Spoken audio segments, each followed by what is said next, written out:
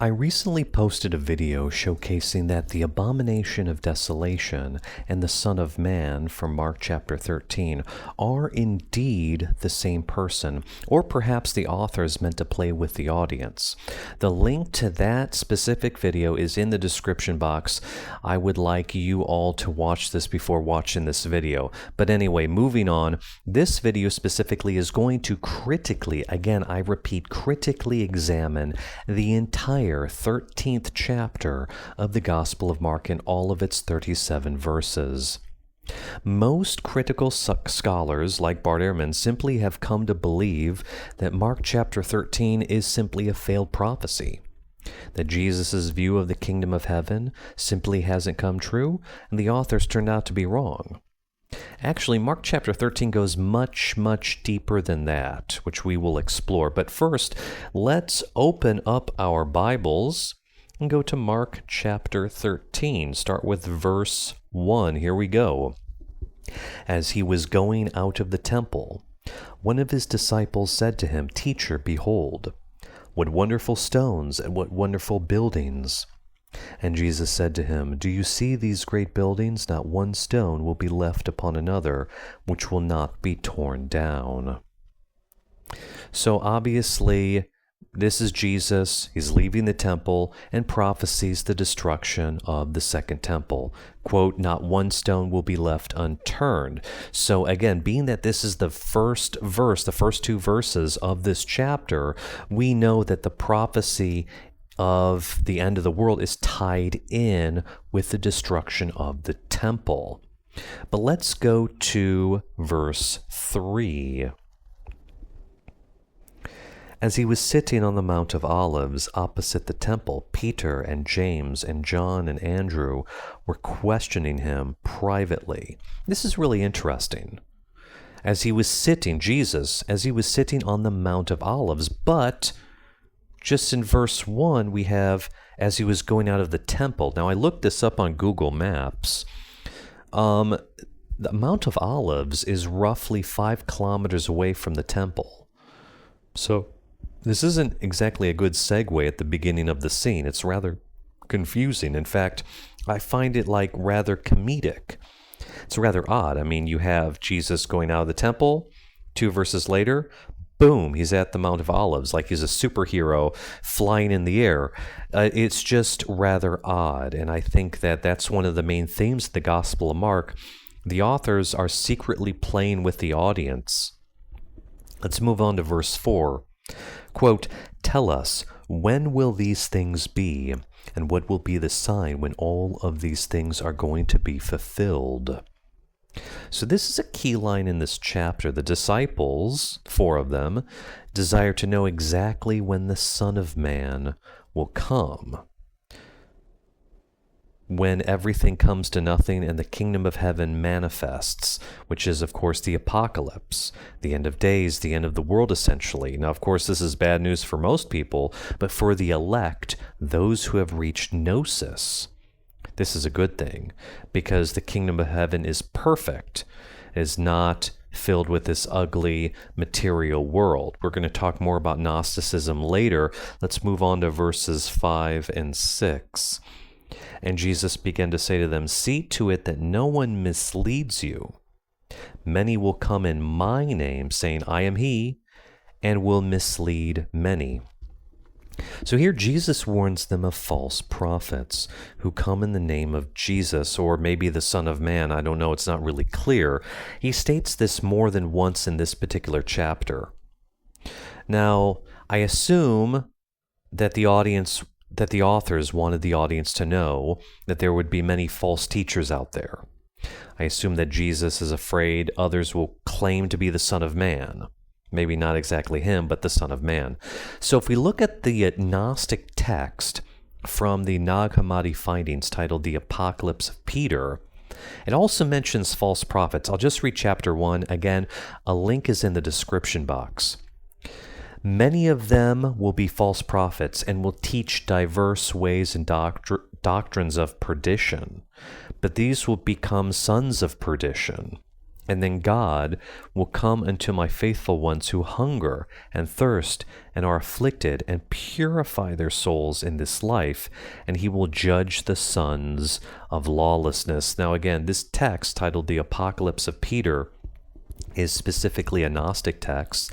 Again, we have purifying souls, sons of perdition. But, basically, this text, it was written at least 100 years after the Gospel of Mark, but it shows that also there will be figures who are not aligned with the true spiritual reality. Now, also, I suspect, like the Gospel of Mark, this particular Gnostic text was written also to warn the followers of Gnosticism that there would be people who would claim to be the Son of Man. It's kind of like a battle over who the Son of Man really is. But anyway, again, a link is in the description box to the Apocalypse of Peter. But let's move on to verse 7, again, chapter 13. When you hear of wars and rumors of wars, do not be frightened. Those things must take place. But that is not yet the end. Again, these wars plural, not war, wars, must take place, but it's not the end. So we have some key things here. Wars is plural. Now, it could relate to the war in Judea, but again, that's singular. You have two sides. You have Judea and Rome, but again, that would be singular. Here we have plural form, wars. And also, this is not the end. So again, this is the beginning of the end. So again, the apocalypse is in many stages. So let's go on. We're going to read verses 8 all the way to 13. This is key. I want to read the whole thing. Listen carefully. Here we go. And read along in your Bibles. For nation will rise up against nation, and kingdom against kingdom. There will be earthquakes in various places. There will also be famines. These things are merely the beginning of birth pangs. But be on your guard, for they will deliver you to the courts, and you will be flogged in the synagogues, and you will stand before governors and kings for my sake as a testimony to them. The gospel must first be preached to all the nations. When they arrest you and hand you over, do not worry beforehand about what you are to say, but say whatever is given you in that hour, for it is not you who speak, but it is the Holy Spirit.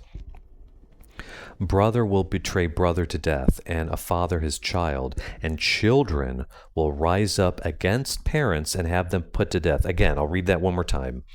Verse 12, and children will rise up against parents and have them put to death. You will be hated by all because of my name, but the one who endures to the end, he will be saved. So again, we have these verses here, 8 through 13. These are definitely the early signs of the apocalypse, or birth pangs, as Jesus describes. And also, Paul uses that phrase too, birth pangs, and he talks about birth. Kind of interesting, but anyway, what I've discovered is that this is actually the Gnostic chaos before the end of times, or the beginning of the end. Jesus is explaining not the end, but rather the beginning of the end. He is describing the absolute chaos which will occur throughout the world. Again, in order for the world to end, it has to go through chaos, which is how it started. This is a Gnostic concept. He tells his disciples to not be scared, but to be strong in the faith. That, quote, only those who endure until the end will be saved. Again, this is straight from an apocalyptic Gnostic text. So I would like to compare what I've just read to the Gnostic text found at the Nag Hammadi library, Nag Hammadi Findings, titled On the Origin of the World.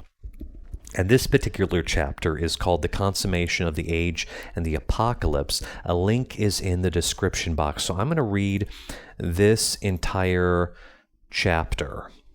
All right. And again, I want you to click the link and go to the description box and read it for yourself. But again, I want you to really pay attention to this and think about what we just read with verses 8 through 13. Here we go. Before the consummation of the age, the whole place will be shaken by great thunder. Then the rulers will lament, crying out on account of their death. The angels will mourn for their human beings, and the demons will weep for their times and seasons, and their people will mourn and cry on account of their death. Then the age will begin, and they will be disturbed. Their kings will be drunk from the flaming sword, and will make war against one another, so that the earth will be drunk from the blood that is poured out. And the seas will be troubled by that war. Then the sun will darken, and the moon will lose its light. The stars of the heaven will disregard their course, and great thunder will come out of great power that is above all the powers of chaos, the place where the firmament of the woman is situated. So again, I've just read half of that chapter. The link is in the description box. Please read the entire chapter for yourself. But you can see that from this work titled On the Origin of the World, that this is not describing the destruction of the temple. There's nothing about the temple in Judea. This is describing the chaos at the end of the world. And our chapters, not 8, but 7 through 13, also describe the chaos at the end of the world. Again, children will rise up and kill their parents. Does this have anything to do with the war in Judea? I mean, think about it. So, the Roman army comes, so the people in Judea, the Jews, they kill each other, and children kill their parents.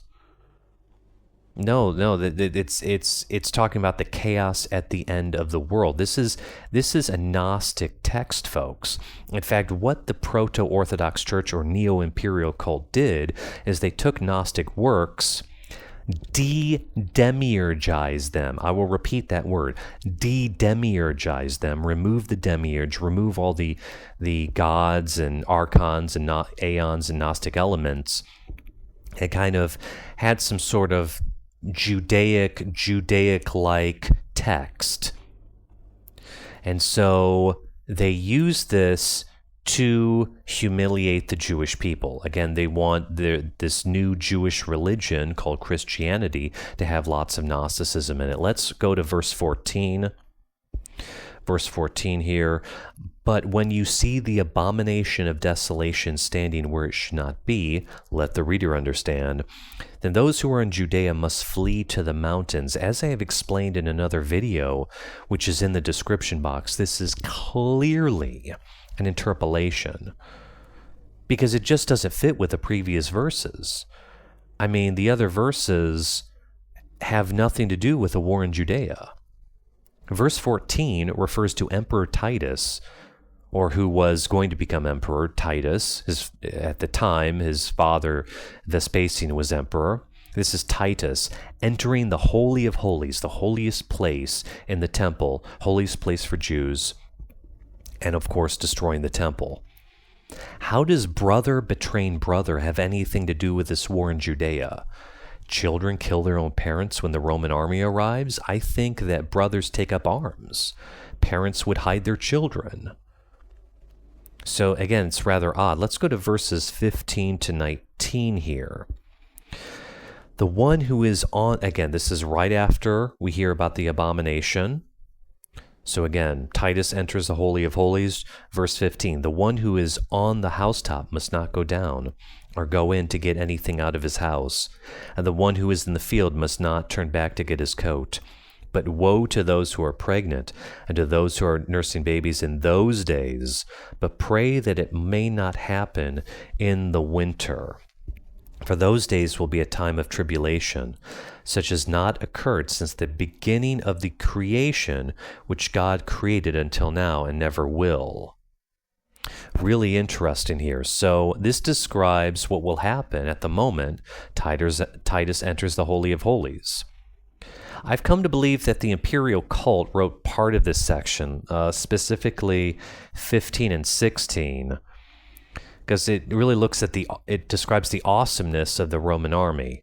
But again, it doesn't really fit with 18 through 13. So again, Titus enters, and then those who are on the housetop, or those who are in the field, they must run. So 15 and 16, people have to run. Again, this is the awesomeness of the Roman army. But again, 17 Woe to those who are pregnant and nursing babies in those days. So again, the world hasn't ended yet, but when the temple is destroyed, when Titus enters the Holy of Holies, this is going to be a time of tribulation. Verse 19 again, time of tribulation, such as not occurred since the beginning. So again, verse 19 is really important because it talks about the chaos not just at the tribulation, at the end of days, but there's chaos at the beginning. That, my friends, is a really key Gnostic concept. The world begins in chaos and the world ends in chaos. Right? Again, the Gnostics were against the material world. They want the kingdom of heaven to come. Let's move on to verse 20. Unless the Lord had shortened those days, no life would have been saved, but for the sake of the elect, whom he chose, he shortened the days. So verse 20 is really a puzzle.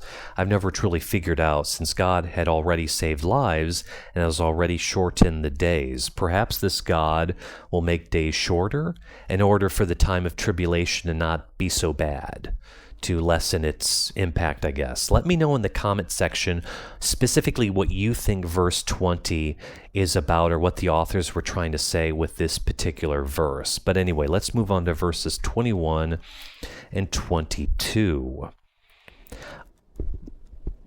And if there is anyone says to you, behold, here is the Christ, or behold, he is there, do not believe him. For false Christs and false prophets will arise and will show signs and wonders in order to lead astray, if possible, the elect. So again, 21 is interesting. We don't have Christ or Jesus, we have the Christ. So Jesus, this apocalyptic Gnostic Messiah, this preacher, again, Jesus is an apocalyptic preacher, most likely Gnostic.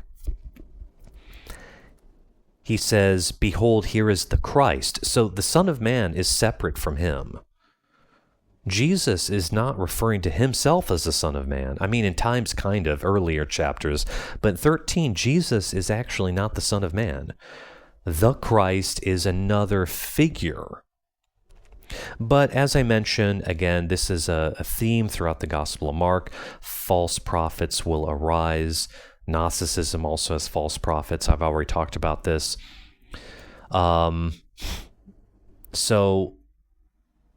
But again, verse 22, we have those who will be saved called the elect, which is another term for the children. Again, this is a Gnostic concept. Those who have reached spiritual gnosis are the children of the Father, the elect. So let's go on to verse 23. But take heed, behold, I have told you everything in advance, the return of Christ. But let's go on to verse 24. But in those days, after the tribulation, the sun will be darkened, and the moon will not give its light. Again, I just read that on the origin of the world. This is a Gnostic text. After the tribulation, which I just started with the abomination of desolation in verse 14, there are three phases. So again, the beginning, we have the chaos or the birth pangs. And then second phase, the tribulation, the really hard times, woe to those who are pregnant. And then finally, the world actually ends. The material world just breaks apart or something like this. There are various views on how the world ends specifically. Let's read verses 25 to 27. And the stars will be falling from heaven, and the powers that are in heaven will be shaken, just like on the origin of the world. 26, key verse here. Then they will see the Son of Man coming in clouds with great power and glory. And then he will send forth the angels and will gather together his elect from the four winds and the farthest end of the earth to the farthest end of heaven. So again, this right here, 25 to 27, is the final phase of the end of the world, the end of days. In this final phase, the believers, the elect, the true believers, the people who have reached gnosis, will be gathered by the Son of Man and taken to the farthest end of heaven, which is the highest heaven, where the Father reigns. So, again, here we have a parable. Verse 28. Now learn the parable from the fig tree when its branches already become tender and put puts forth its leaves, you know that summer is near. So this is the parable of the fig tree. The end of days is a process. Interestingly, earlier in Mark chapter 11, verses 12 to 14, Jesus curses the fig tree. Of course, this refers to the temple. It's interesting that this parable is used both for the temple and the end of the world. I mentioned this at the beginning of the video, the destruction of the temple and the end of the world, I guess the destruction of the temple was the end of the world for many of the groups of Jews at the time, but the authors make the destruction of the temple the end of the world. That's how they did this. They're kind of playing on ideas here. They're taking Gnostic texts, which actually describe the end of the material world, the end of everything, but having it not be about the end of the actual world, but the end of the temple. It's kind of a play on ideas. It's rather even now, it's still kind of confusing. This entire chapter is very confusing. Let's move on to verse 29 to 31. Even so, you too, when you see these things happening, recognize that he is near, right at the door. Truly I say to you, this generation will not pass away until all these things take place. Heaven and earth will pass away, but my words will not pass away. So verse 29 is important because, again, his disciples want to know the signs. How do we know that the kingdom of heaven will come? Again, Jesus, this apocalyptic preacher, has described exactly what the process is, the three stages of the process. When you see things happening, you know he's near. How do you know? I mean, obviously, if you see stars falling from heaven, if there's thunder, if there's days of tribulation, then the Son of Man will come. But what's interesting here,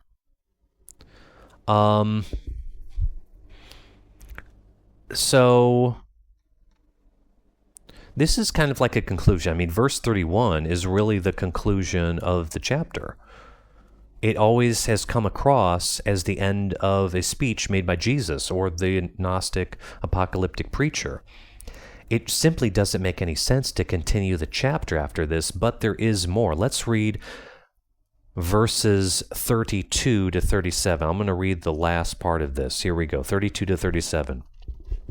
But of that day or hour no one knows, not even the angels in heaven, nor the Son, but the Father alone. Take heed, keep on the alert, for you do not know when the appointed time will come. It is like a man away on a journey, who upon leaving his house and putting his slaves in charge, assigning to each one his task, also commanded the doorkeeper to stay on the alert.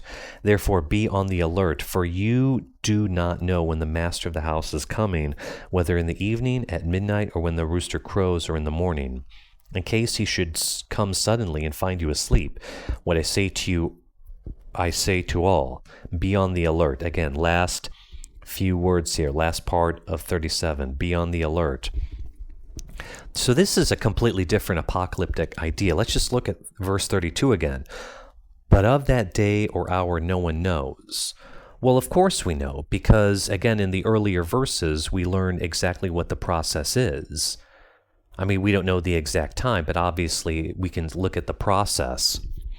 So why would the audience need to be on the alert if they already know the signs of the coming of the Son of Man? Obviously, one doesn't need to be on the alert if they see stars falling from heaven. They already know. If there hasn't been any societal chaos yet, the stars haven't fallen yet, the moon still gives its light, why would Christians need to be on the alert? It seems quite clear that the authors are playing a game here. It's pretty clear that by reading this, the Son of Man was supposed to come right after the destruction of the temple, or maybe a few weeks later. That would be a period of tribulation. But why would people need to run for the hills in Judea? I mean, what's the point of running for the hills after Titus enters the Holy of Holies if we have to be on the alert? We know that the world hasn't ended. We know that the celestial being, known as the Son of Man, did not, in fact, come on the clouds to save the elect or true believers. So either the prophecy ended up being wrong, So the authors added 32 to 37 to make it seem that Jesus was still returning. Or there's another option here. And option 2 is that the authors purposefully made their character Jesus to be a false prophet.